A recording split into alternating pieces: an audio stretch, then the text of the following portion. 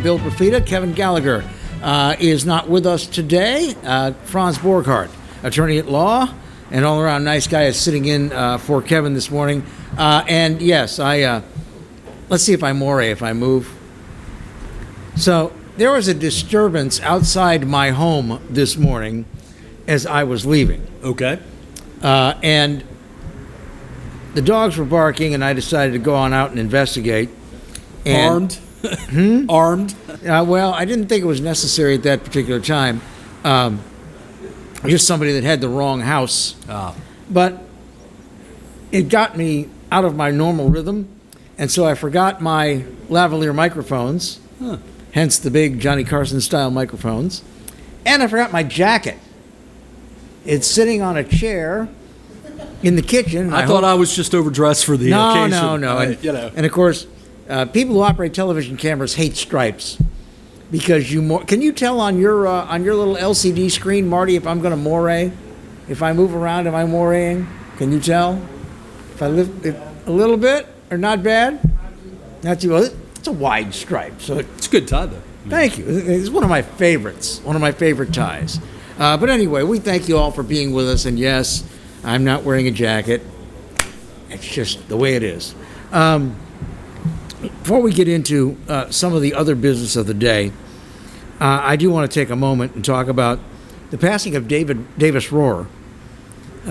He was pretty much the only leader in the Baton Rouge Downtown Development District, the executive director since 1987. And he died from COVID.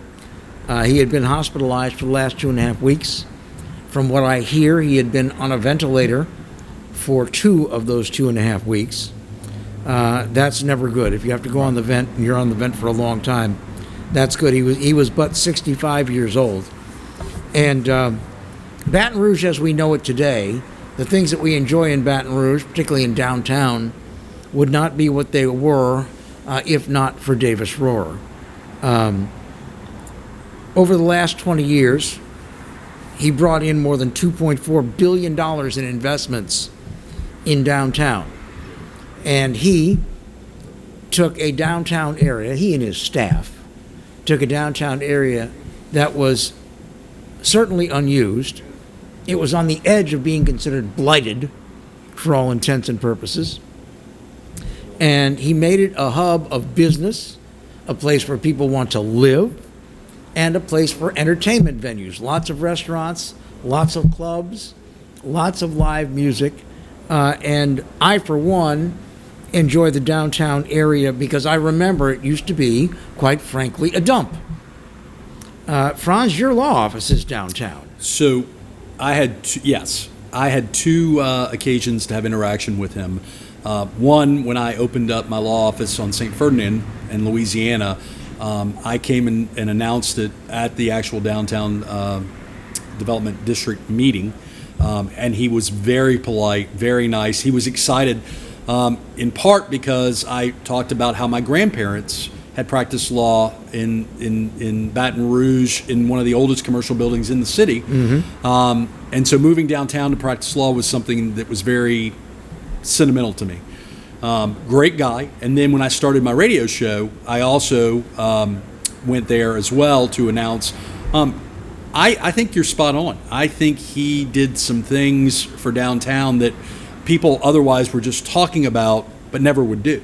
So it's a tremendous loss. Tremendous. Well, he was very persuasive, and not in the old-fashioned Baton Rouge political way. Right. He was persuasive with facts and dollars and figures. Right. And he had a lot of help from his staff, and he had some good allies. Visit Baton Rouge was an ally. The last 3 mayoral administrations were good allies, even though the money comes from private individuals that are investing in Baton Rouge. Right. The Baton Rouge Area Foundation was a good ally. The Chamber of Commerce was a good ally.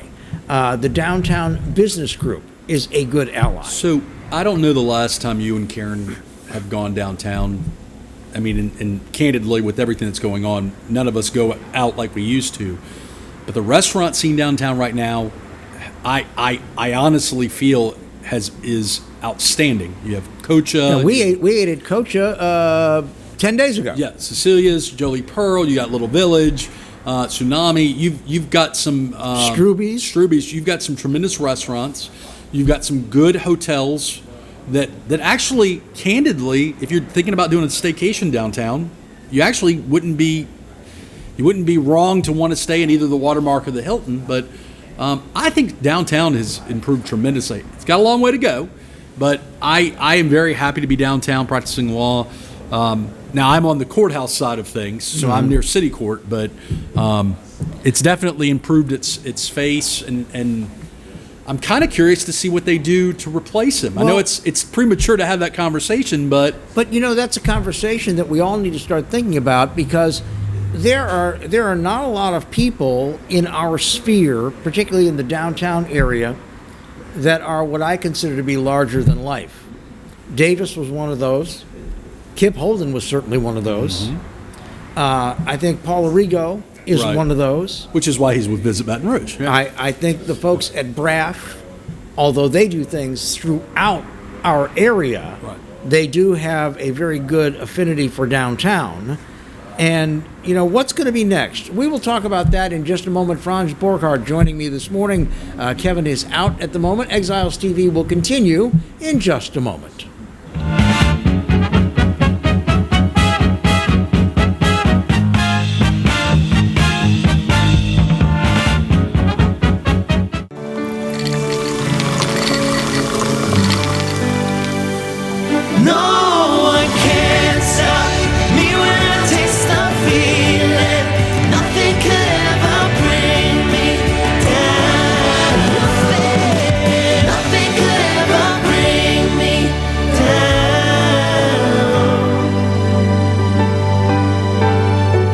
Taste the feeling.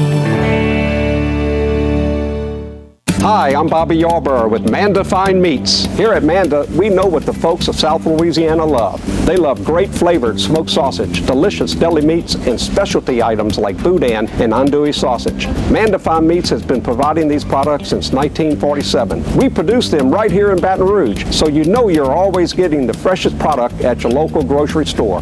Manda Fine Meats. Taste the fresh local flavor in everything we make.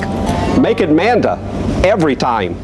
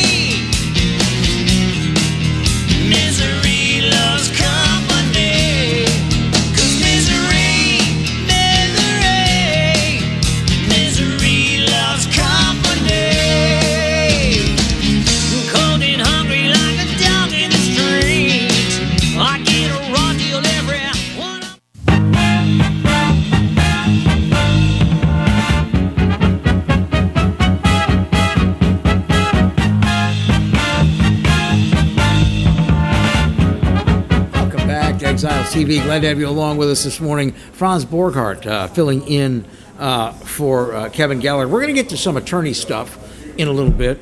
But, we were all shocked yesterday to hear of the passing of Davis Rohrer, who was the executive director of the Downtown Development District since 1987. COVID took his life. And he built a huge legacy. And so the question is, what is next for the These are huge shoes to fill.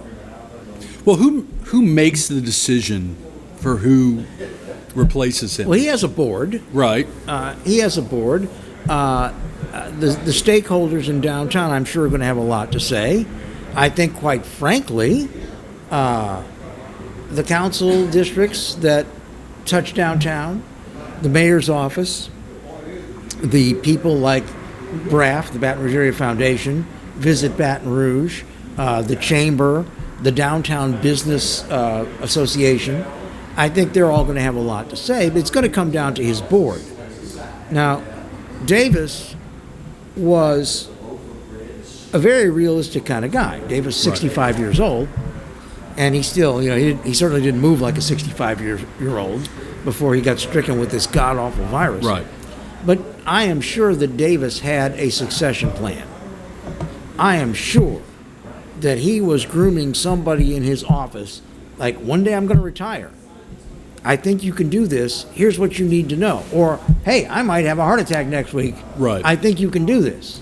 Well, I said in the first segment, I had nothing but good dealings with him. And that is such an important role that I hope that the decision makers, I hope you're right. I hope they've been thinking about this for some time prior to this one instance. But well, here's the problem that I see, and I hope I'm wrong. But the problem that I see is that every time there is an opening of this kind of magnitude where there is political input, somebody is going to use it as a political trading card. right, And that would be, in all likelihood, the very worst thing that can happen to the DDD. right, and downtown. Yeah. Now, the other problem is that there are people that know better than this, but they don't want to get pilloried in the political fight. So even though they say this is a bad idea, they're going to let it happen if that's the way this goes down. Now, we're going to see if the people involved can act like business people and adult people and politically blind people and do what's right for the DDD and not try to make some political hay off of this. Now, That's optimism is always encouraged, but well, no, it's from my perspective, Franz, it's a cautionary tale. right, These people that I just referred to know who they are. right, They know that I am speaking directly to them. What they may not appreciate is how many people outside of their political district, their voter base, their support base, they may not appreciate how many people are watching them as well. There are some things where if there is a plan, and from the very beginning, 3 times, people who know, people who have contributed a lot of blood, sweat, and tears and money have said, Davis put together a plan that was a good plan. He worked the plan. He stuck to the plan. I would hope that all these other entities that are going to have input into this are going to say, let's stick with the plan until time and tide proves that we need a new plan. right. And you hope that there's not a new plan for the sake of filling the spot, but Well, I'm sorry. I've just seen it too many times, particularly since the unfortunate passing of Buddy Amoroso, where they kind of came out of the closet with this type of thing, where basically they tried to steal his seat for a political advantage. right, And they were very, very public about it, and nobody took them to task in the proper way for wishing to do that, which tends to make people think, well, it's okay, it's just part of the game. Well, what's interesting is, and I didn't know this until that happened, until Buddy passed, Mm-hmm. I didn't know about the quote-unquote tradition of the spouse filling the spot. Now, again, she actually ran as well, did she not, and got elected? Yeah, but she did fill the spot. The tradition is foolish. Right, I don't disagree with you. But now, having said that, there are 2 council members that I know of that I interacted with when they were on the council that both became very good council members after filling in for their spouses. Mary Jo Robique and Martha Jane Tassan. Mike Tassan and Mary Jo and Mike Robique both died in Right. office, and their wives became very good council members. So you never know. I just think the idea of appoint the spouse is problematic. Is it more problematic, though, than seeing the opportunity to fill a spot that is vacant and using that opportunism to do some terrible stuff. If you have people of goodwill, and that's an important caveat. Right. You know, the thing is, they wanted to appoint a black Democrat to Buddy Amoroso's seat. Buddy, as a Caucasian Republican, won 71% of the vote. Right. Now, if you want his district to be properly represented, you say, we are going to find someone like him to fill this seat, rather Right. than we're going to change the council by trying to get one of our party in this seat. Right. And see, that's where the people of goodwill thing comes into being. You know, we've got an election for Congress. Cedric Richmond has joined the Biden administration, and Luke Letlow passed away in District 5 from COVID before he could be sworn in as a member of Congress. And there are people that prevailed upon his wife, a very educated woman. She is a chancellor, I believe, at UL Monroe. Okay. So she holds an important position. But they prevailed upon her to run for the seat, a la Lindy Boggs Right. with Hale Boggs. And for the first time, I'm hearing people saying, I'm sure she's a very nice lady, but this idea of assuming that the spouse is going to be identical to the person we elected and died Right. is not sitting well with me. Now, that being said, it became one of these group dynamics where I think there's 11 people in this race.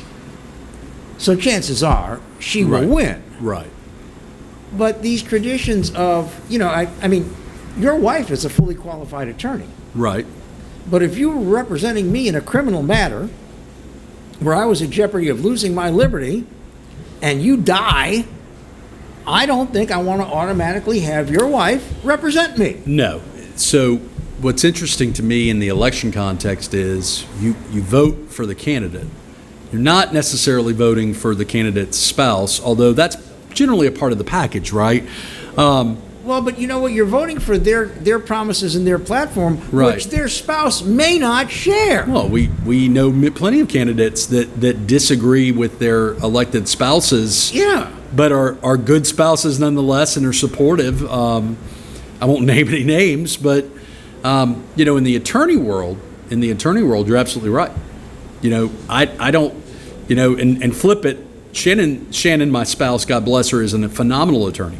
She does different areas of law that I just don't do. And if she were to pass and it was a family law case, you certainly wouldn't want me handling your family law case. Well, and that's capable of doing it, but you know. Not that you would necessarily do a bad job, but you are not what I ordered up originally. Right. You want a neurologist. You don't want a foot doctor. Exactly. Yeah. And so, you know, I mean, I think there were some good points that were made during the Buddy Amoroso discussion. What wasn't argumentation and was discussion, I think some good points were made. Right. But I'm worried we're going to go down that path with Downtown Development District. I'm very worried about that. So that brings us back to, was there a succession discussion or a succession plan? Was there a succession discussion and plan when he got sick? If there wasn't one prior to that. So, and you know, if ultimately the board is who appoints with input from stakeholders, well, you know, you've got a good board. You know, I've been to the meetings, looking from left to right. You've got a very good board of directors. So, But you've also got council approval on these things. right, And they can bring pressure even, you know, don't get me started.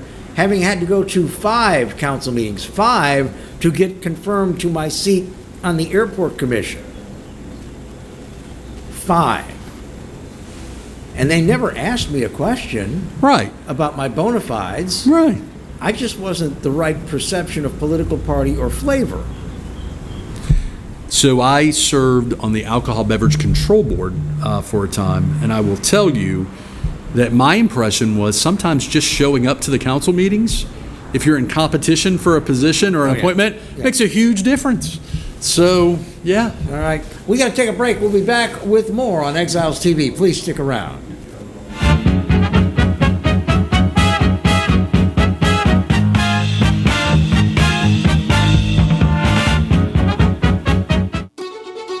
Live and play on the fairway at Greystone Golf and Country Club.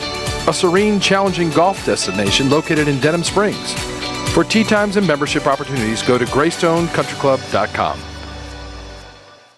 From appetizers, pasta dishes, and entrees, La Contea takes pride in preparing all the Italian cuisine we know you love. Enjoy live music every Thursday through Saturday from 6 to 9, happy hour weekdays from 3 to 6, and brunch on Sundays from 11 to 2, as well as dinner portion-sized lunch specials for under $10.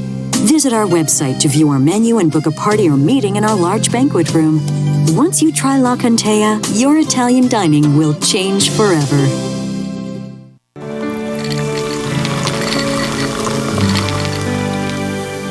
No one can stop me when I taste the feeling. Nothing could ever bring me down. Nothing could ever bring me down.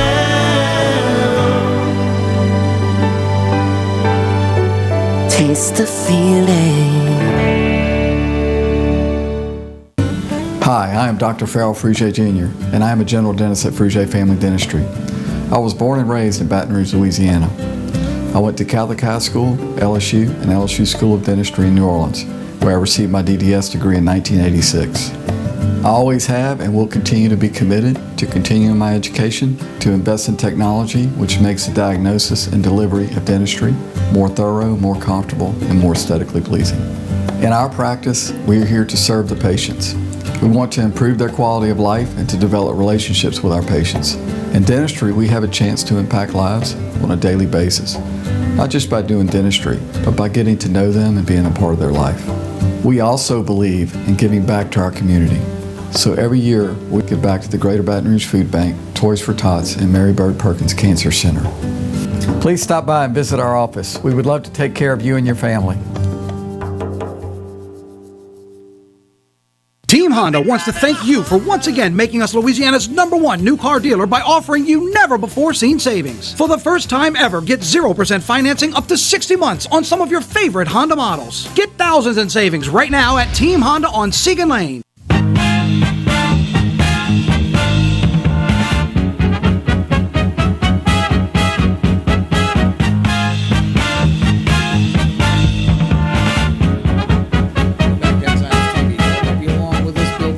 Franz Borghardt in for Kevin Gallagher.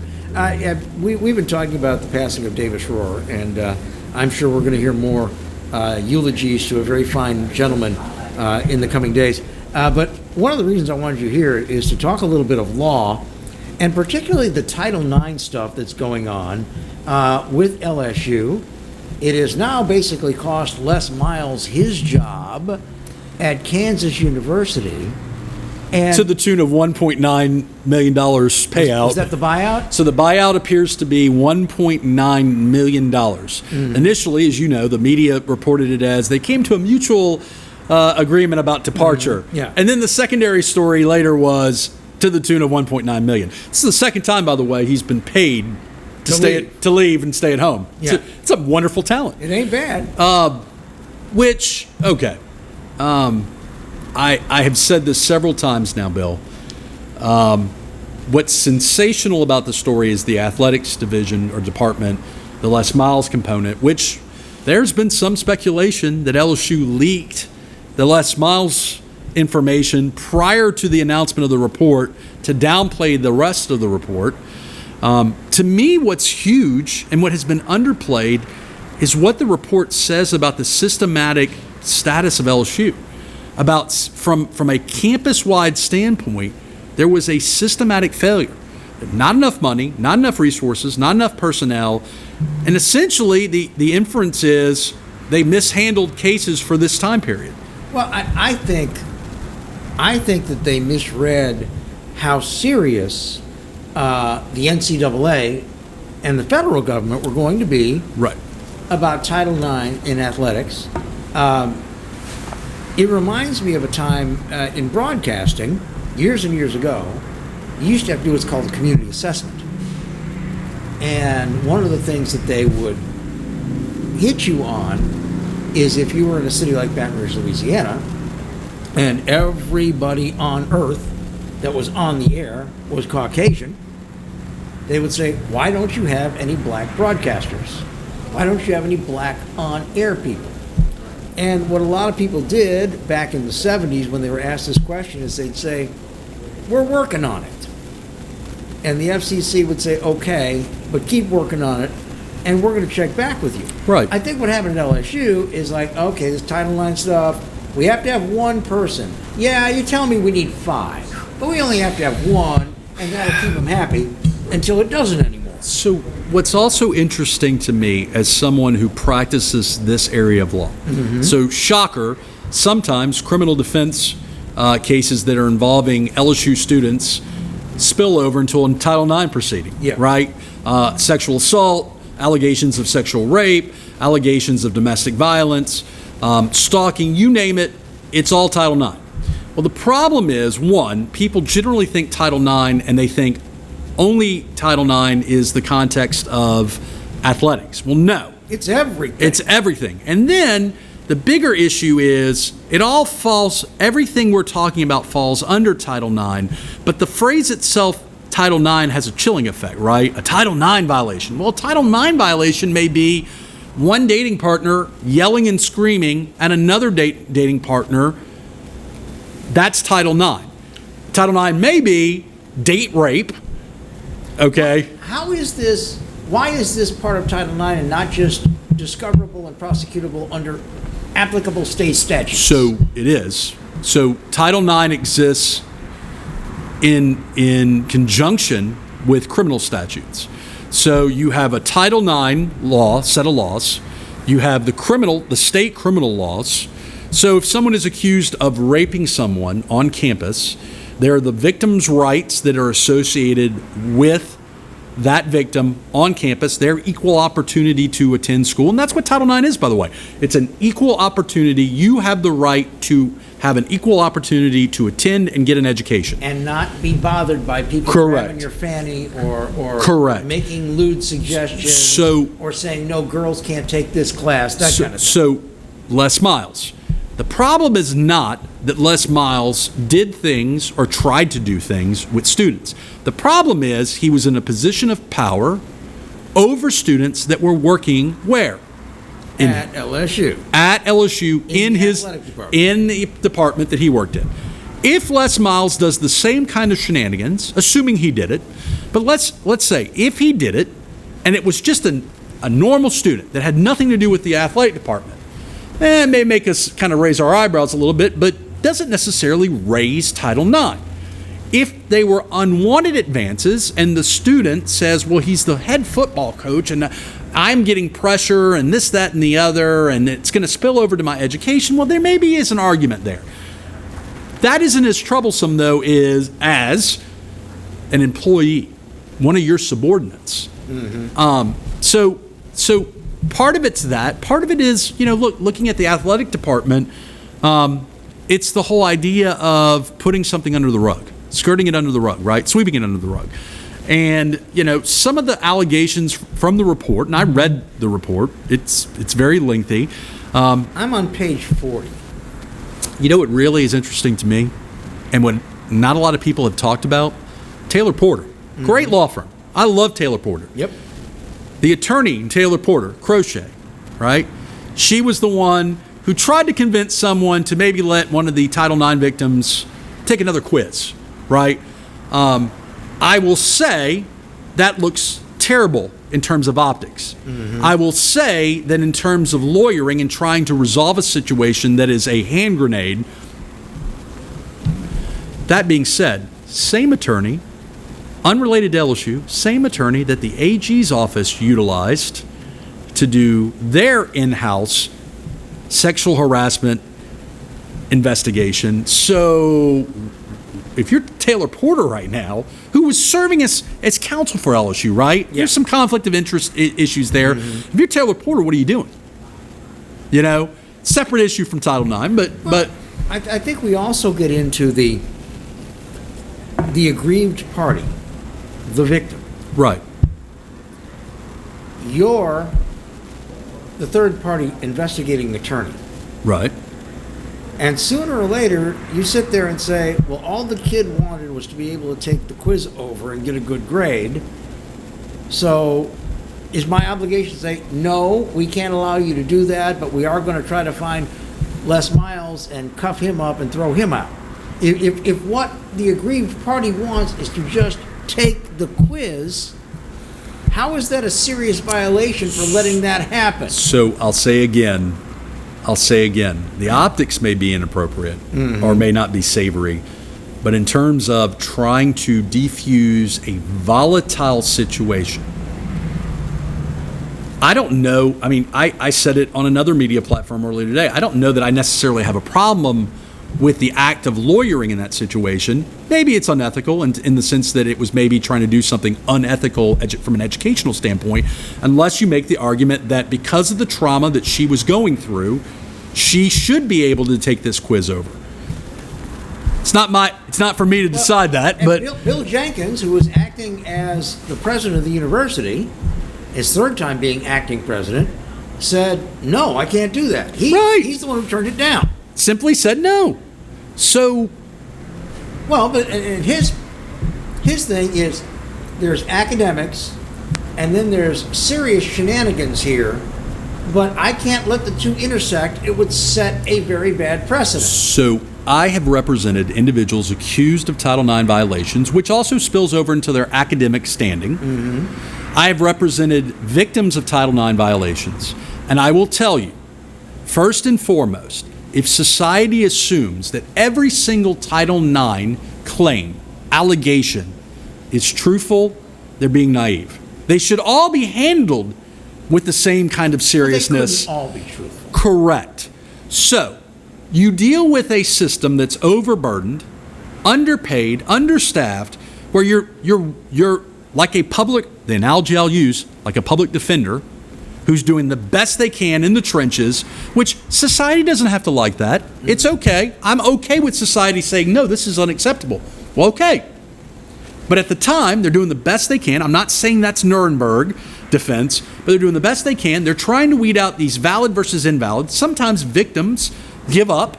Now, do they give up because they're not being truthful? Do they give up because the system is so cumbersome that they're like, I just don't want to relive this every single day of my life or for an extended, protracted time period? We have that happen constantly with sexual assault outside of university. Yes. I do not want you to have to testify. Right. Let him take the lesser plea to whatever it is, indecent behavior, and put him away for a few years.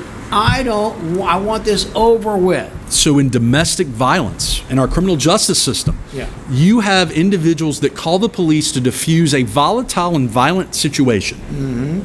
Everything cools down. They are compelled by the DA's office to drive the case because if they don't show up, there may be a consequence.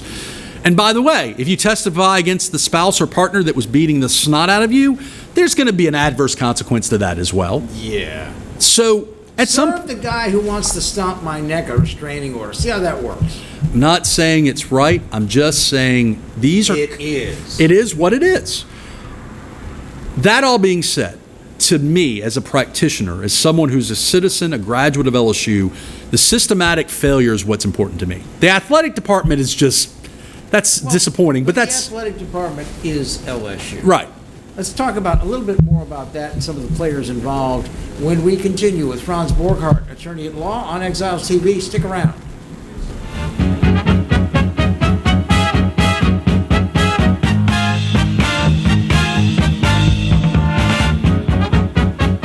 Bolello's Furniture and Appliances, your dependable independent. Depend on us for service, for selection, for price. Get huge Whirlpool savings. Shop now and save on Whirlpool appliances throughout the store. Plus, experience our price match guarantee and ask about special financing. You can depend on the know-how of people who live appliances every day. Bolello's Furniture and Appliances, your dependable independent with nationwide buying power. Hello guys, it's Debbie. It's time. I've got a brand new location. 10510 Airline Highway, Baton Rouge, next to After 5 Tuxedos. We have the perfect spot to get all your wedding and formal wear needs. Come see our one-of-a-kind name brand and get great prices. With 30 years experience, the best customer service anywhere.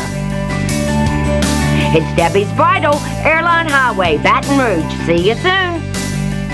Hi, I'm Hurricane Betsy Barnes. And I'm Dr. Kay Siller with the Rocket Right Show. We are two busy blondes on the go showing off life in Louisiana. Watch us on Pelican Sports Network. And Talk 107.3 FM. Check local listings for times. Of all the auto brands on the road today, only one has been named the best auto brand for 6 straight years. That brand is Mazda. Come shop and save on the award-winning lineup of new Mazdas right now at Baton Rouge's Mazda dealer, Team Mazda on Airline. I owed the IRS $10,000. The IRS garnished my wages. They put a lien on my house. I'm self-employed and didn't report all my income. They claim I owe a lot more than I do. The IRS is the most powerful collection agency in the world. They do not give up until you pay. I couldn't sleep. We were being audited. I called Tax Solutions Now, and a great big weight was lifted off my shoulders. I called Tax Solutions Now, and they got the IRS off my back. Tax Solutions Now had my wage garnishment lifted in 48 hours. Tax Solutions Now can get you help. Our agents know the rules, can stop the pain, and get you the best deal. Tax Solutions Now saved my business. I qualified for the Fresh Start program. I paid less than I owed. We connect you with a team of former IRS agents and tax professionals who get the IRS off your back. Time is running out. Call Tax Solutions now. Call 800-778-4345. 800-778-4345.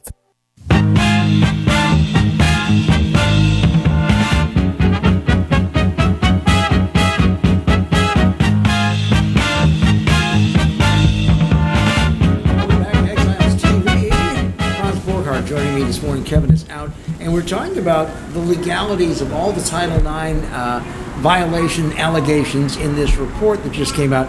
And what I want to know, as best as can be determined, is where is the uphill liability? If Joe Oliva writes an email to F. King Alexander saying, I know that it's going to be a public relations problem, but I have it on good sources that this is the way Les Miles is behaving. Further, I told him to stop having contact with these student people, stop inviting them to things off campus and after work hours, and he blatantly disobeyed me. It's going to be a serious problem. We need to take action now. And F. King said, not so much. So how does the liability flow uphill when things start to get really legal on this? Do you view that letter from Oliva as a CYA letter that really had no teeth, or do you view it as they should have listened to Oliva, and by the time we found out about it, it was clear they didn't? Well, see, I think... Are those not mutually exclusive? I think it was a warning, and I think they should have listened. And I did see some teeth in that letter. Okay. When he said he needs to go because he is doing these things, and when I told him he must stop as his superior in the athletic department, and he refused to do it, that made him insubordinate, and I am telling you, we are going to have a much more serious problem down the road if we don't take this action now. And that sounds like a pretty clear warning to me. So my question becomes, where does the buck stop in the LSU system? It stops with the president. Correct. Always has. Correct. And if it stops with the president, who, by the way, sets the to some degree sets the culture and tone on how we view or how the university handles these claims, well then, yeah, we can point the finger at King and say, dude, what were you doing? Were you asleep behind the wheel? Why didn't you fire him? We all know the answer as to why they didn't fire him. He was winning. Yeah. Right. Because what we also know is athletics and the money associated with athletics is more important to the university, at least at that time, maybe not right now, remains to be seen, is more important than the well-being of those individuals making Title IX claims. Well, and you know what? I think we can do a little bit of a test. All of us can do this at home. And judge the relative importance of LSU football. I'm guessing you can probably name the last 4 LSU head coaches. I can name a few of them, yeah. I am guessing you have a good idea about the capacity of Tiger Stadium now that they've expanded it once again. Correct. Okay? I am guessing that you can say who always won a Heisman from LSU, all right? Mm-hmm. But I'm guessing if I told you that the School of Natural Sciences and the Chemistry Department confers more PhDs on female African American students than any university in the world, that would be a complete surprise to you. I honestly did not know that. If I told you that the LSU School of Music and Dramatic Arts has produced 2 Oscar winners, 5 Tony winners, and about 18 Grammy winners, you wouldn't have a clue, would you? Correct. And we could go on with statistics about LSU that are good statistics, and all of you, none of you know that. But you know who the last 4 head coaches were. So, football is LSU, and LSU is football. Well, it's a recruiting mechanism for students. Whether it's important or not, or relevant to an education or not, we care about it, right? Mm-hmm. I do think, and I have said it, that the current interim president has done a tremendously good job with the cards that he has been dealt. The press release or the Board of Regents meeting starts with a student who is on all accounts a victim, reaming the Board of Regents for their behavior, but basically saying what? That the interim president is doing as good of a job as he can. Well, see, that's the security blanket. You know, you're not going to have to answer a lot of questions, Tom, because you have to leave your keys in the top desk drawer every night when you go home, and see if they're there in the morning when you come in. However, lest we forget, Tom wants to be beyond just the interim president. Tom has thrown his hat in to be president. Well, then what the hell is taking him so long?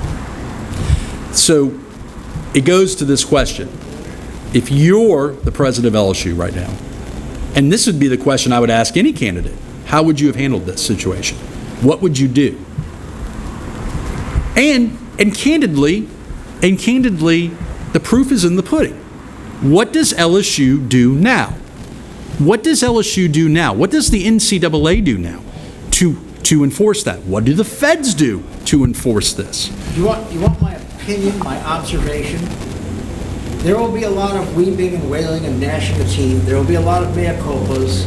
There will be a lot of apologies. There will be a lot of, it's our fault that we didn't know. It's not your fault that you were harassed. There'll be an awful lot of lip service. And they'll hire 3 more people for their Title IX department. I'd love to work in that Title IX department. And then it's going to be football season. And all that's going to matter is if Ogeron wins 8 or 9 games. LSU is the best organization on the planet in kicking the can down the road and making the people who own the can feel happy about it. You can agree or disagree at will. What's interesting to me is the protest that happened after everything that happened was like 20 students, which if you and I look at each other, 20 students out of an on-campus body of counting grad students about 27,000 is a ridiculously low response. You know why? Yeah. They don't care. Do you think the athletes sitting It wasn't me. Yeah. Do you think the athletes sitting in their pods, their very comfortable pods on the inside of that building, were in some way bothered by any of that? No. They're just learning how to be smarter about covering their tracks the next time. Because to actually deal with this effectively, to satisfy the NCAA, to satisfy the feds, to satisfy the people who were brave enough to come forward with legitimate complaints, the way to deal with this effectively would be the nuclear option, and nobody is going to do that. First of all, you'd bankrupt the damn university. I mean, they didn't have anywhere near this bad a problem at Baylor. And they're still trying to rebuild, what is it, 8-9 years later? So we're focusing our conversation on the athletic department, which is LSU, I agree. But again, if you look at the systematic failures, there had to have been more botched investigations, more botched situations, more botched cases that had nothing to do with athletics. No. But we're not talking about that. And look, that's fine. That's fine. But to me, the bigger issue is whether LSU leaked the story about Les or not. That is what we're all talking about.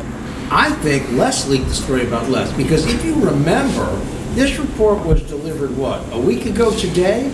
A week ago tomorrow? So there was some litigation that happened before about the public records nature of some of the materials. All right, this is March 10th, so it was a week ago that they presented this report. Mm-hmm. The Friday before that, the headline in The Advocate said, Les Miles, I want to see give the details to everyone. So I think someone called Les and said, you're in this, buddy. And I think he, in his hubris, thought, well, I'll tell people, take a look at it. I'm cleared. Taylor Porter cleared me. Or he thought, because on its face, inappropriate, yes, but on its face. And he settled one of the suits, right? Which doesn't mean, settling things doesn't mean you necessarily did anything wrong. Settling things just sometimes is in your best interest. And did he settle it with his money or with LSU money? That's another question. Yeah, I think I know the answer. So maybe he thought, well, if the worst thing I'm accused of doing was sending text messages and inviting people to my condo, my house, whatever, it's embarrassing, but it's not like Weinstein sexual assaultive. It's about voodoo barbecue. It smells really good. Right.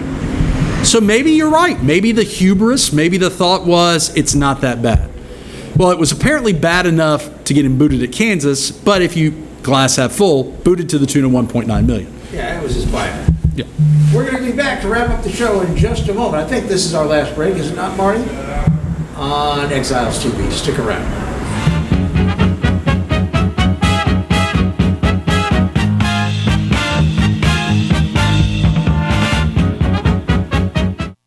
Caught spiders?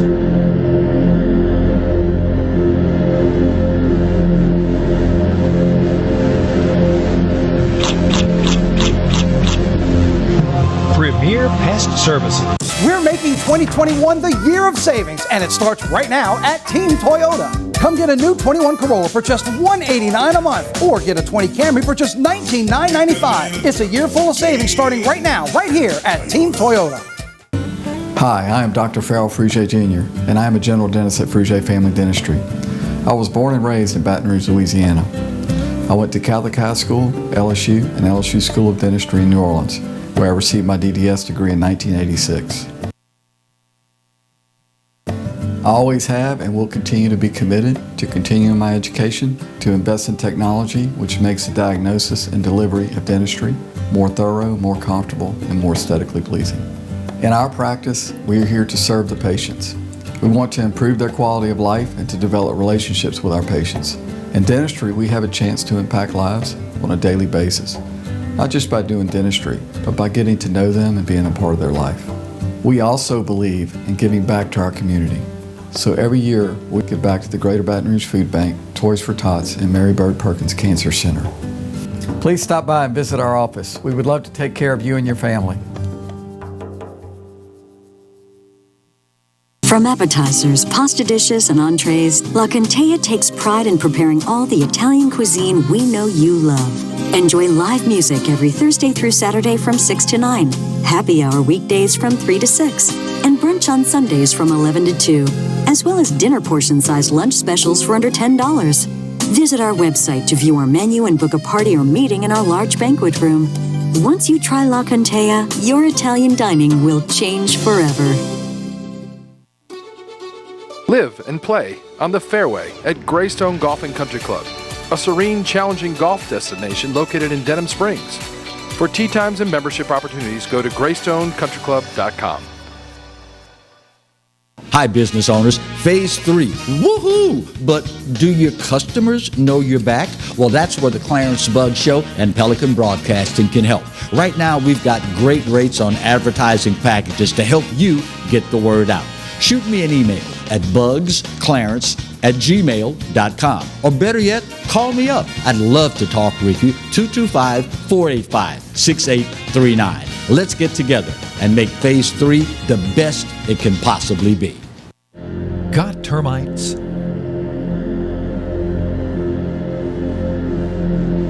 Get Premier Pest.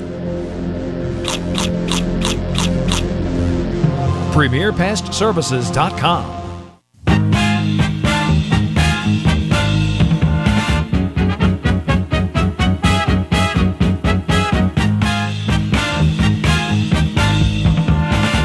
Welcome back to Exiles TV. Glad to have you along with us this morning. Franz Borghardt, attorney at law, is with me. We're talking about LSU Title IX.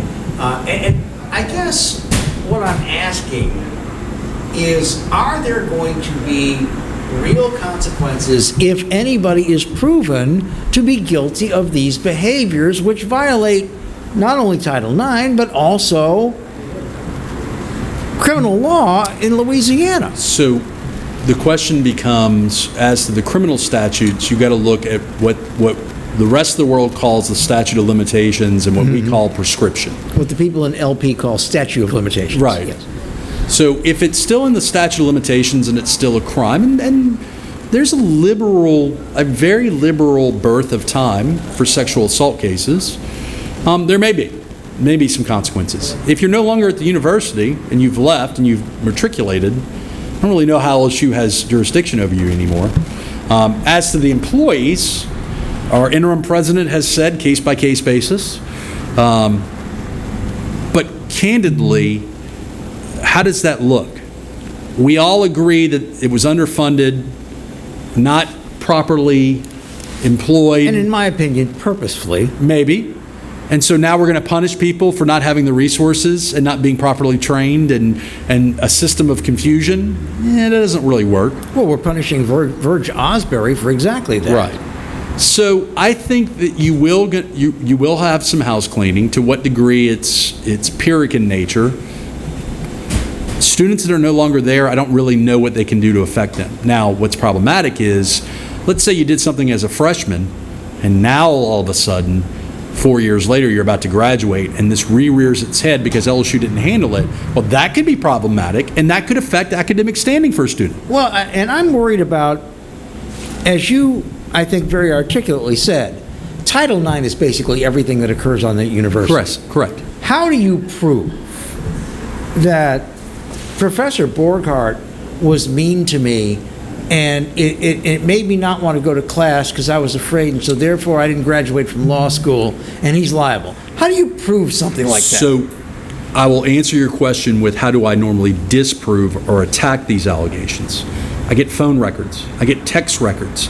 If someone is alleging that my client did X, Y, and Z, and I have phone text messages, assuming that my client kept them years, months later, that shows in fact that the accuser is lying, and I can raise doubt as to their credibility, well, that resolves the case. What about if the accuser has heard something that wasn't said because the accuser is all emotional and hepped up? And theoretically, the question becomes, does that meet the burden of proof, which is a low burden of proof? It's not beyond a reasonable doubt. I think it's terribly low, to tell you the truth. So you have to prove it. And it becomes a system of, does the investigator who initially investigates the claim believe there's sufficient evidence such to bring the claim forward? Does the administrative judge who oversees the claim view it as such? Does the penalty, if the penalty is stay away from this student, most of us might say, you know what, I didn't do anything, but I can stay away from this person. But let me ask you this. We've only got 2 minutes left. How objective can an investigator be when they are being funded by a department that was set up to investigate these kind of plans? If they walk in and they do a Joe Pesci, what those two guys just said was all, I mean, I think they're biased going in, or they ought to be, because their bread is being buttered by this Title IX office. So there's another layer of this. Prior to the Trump administration, each United States president, through the Department of Education, set the policies of Title IX. Yes. With President Trump, they were actually modified kind of into rules. Now, the colleges followed the policies at a minimum because it gave them liability shielding. Sometimes they went beyond the policies and made rules and policies internally that were more conservative, right? Basic risk management. If I do what the government tells me to do, I'm shielded. If I do beyond what the government tells me to do, I'm really shielded. I'm really, really shielded. So part of that nexus, though, is these rules were very confusing. And they didn't really supply both sides with equal rights to due process, the inability to cross-examine witnesses. So it's not a dummy-proof system in and of itself. Now, what we're saying is LSU was handling it badly anyway. But I think it's going to be a continuing process. I think President Biden's going to do some things. Well, and again, I'm reading through this report. There's two cases they mentioned of professors that got fired for Title IX violations. But the fact of the matter is, and we're almost out of time, I can't believe that anybody is going to be able to look past, as long as Les was winning, he could do whatever he wanted. That's the problem, right? That's the problem. And then how far did that go? Did that go to other players? Did that go to other coaches? Not a good look for LSU. Well, Franz, I thank you for sitting in today and for your expertise. I'm sure we're all going to hear more about this Title IX report in coming days and weeks. Hopefully, Kevin will be back with us next week after his surgery. Clarence Buggs is coming up next, by the way. Keep you entertained for another hour. And then, of course, our replay happens back at 10 o'clock tonight on this very channel. And I hope you will tell your friends and tune in to catch the 10 o'clock show. In the meantime, they have opened up COVID vaccination rules. You probably qualify. Go get the shot. You'll be glad you did. Stay well, stay safe, and we look forward to seeing you again soon. Clarence Buggs coming up next.